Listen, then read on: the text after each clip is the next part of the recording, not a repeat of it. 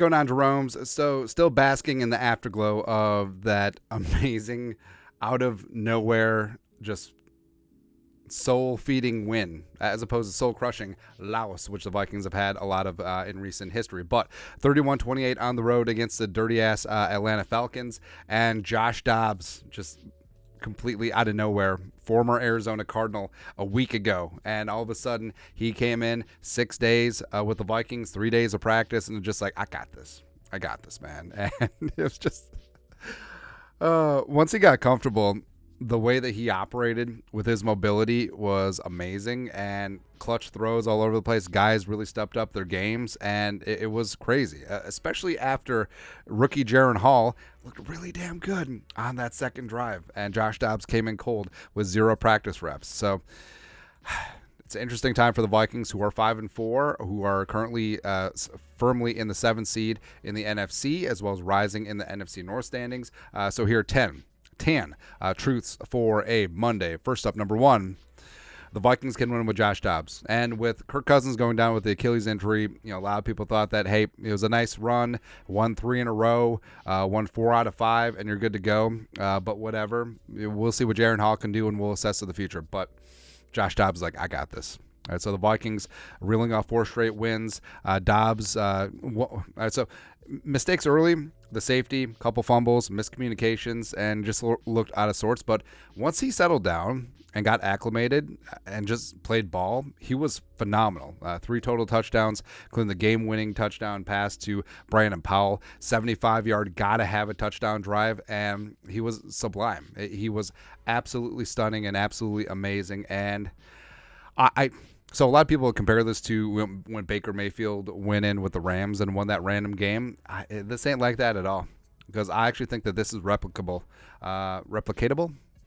But Dobbs, given his smarts, given his arm strength, given his mobility, I think the Vikings, frankly, could have a lot of fun with Josh Dobbs, especially when Justin Jefferson is eligible to come back this week. Next up, number 2, the Vikings can win with Jaron Hall. Now, people may say, oh, blah, blah, blah, blah, blah, blah. Look at how Josh Dobbs played. But, again, people forget Jaron Hall looked really damn good. Had a lot of poise, great accuracy, hitting Alexander Madison fly route. His only miscue of the day was just missing Hawkinson on that shallow crosser in the end zone, which would have been a touchdown. But I think that wherever the Vikings want to do, like Jaron Hall is in concussion protocol, but once he clears, like if they want to roll with the rookie, if they want to roll with the veteran, either way, you're going to be kind of good to go. And Dobbs, the similarities with him and Case Keenum are there.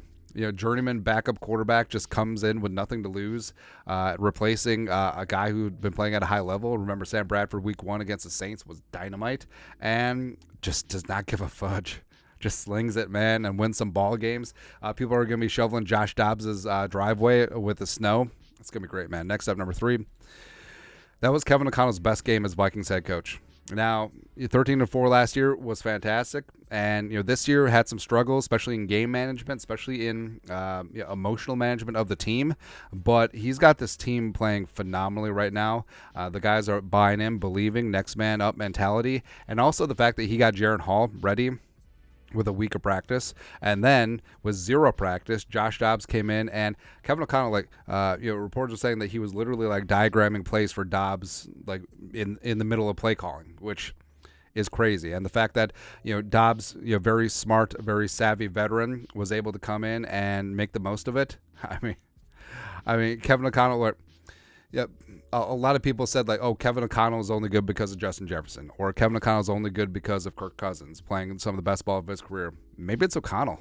Maybe it really is Kevin O'Connell doing some great things out there. So I respect the hell out of Kevin O'Connell, and him, Brian Flores, are just completely on one. Next up, number 4, the Flores Hellfire defense can get it, man. I mean, that the unit is ascending. They're approaching top 10 territory, where they're not going to be the 2000 Ravens shutdown defense like we said at the beginning of the year. They're not going to be that transitioning in 1 year, but what they can be is insanely tough on third down, insanely tough in the red zone, not giving up the big plays outside of Jonnu Smith, even though the right guard held. No big deal. Wait, no.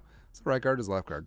67. The guard not named Lindstrom, Chris Lindstrom, the pride of Boston College. Now, but swarming, communicating well, making great exchanges in zone, getting takeaways, learning from mistakes. And, I mean, you can win a lot of games with this defense. And you could say, sure. I mean, Kirk Cousins is out. JJ is out. And a big reason why the Vikings have won these fistful of games over this last stretch, the last 4 in a row, including 5 out of the last 6, is because of that defense. I mean, 28 points is the most that they've given up in their 5 wins this season.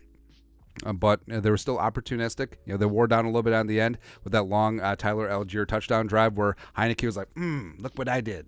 I handed off. Also scrambled on third down, whatever. But the defense is really coming together. Next up, number 5, Addison and Hockenson stepped up. So Addison and Hockenson have been the heroes of the winning streak. And Hockenson, with bruised ribs and all, or his rib injury, 7 catches for 69 yards.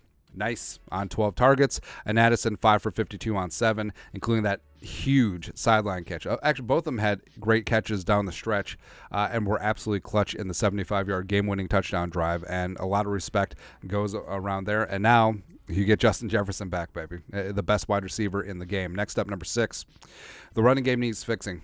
But also, part and parcel of that is that Dobbs and or Hall greatly assist in the running game. And Josh Dobbs is actually the team's leading rusher yesterday with 66 yards.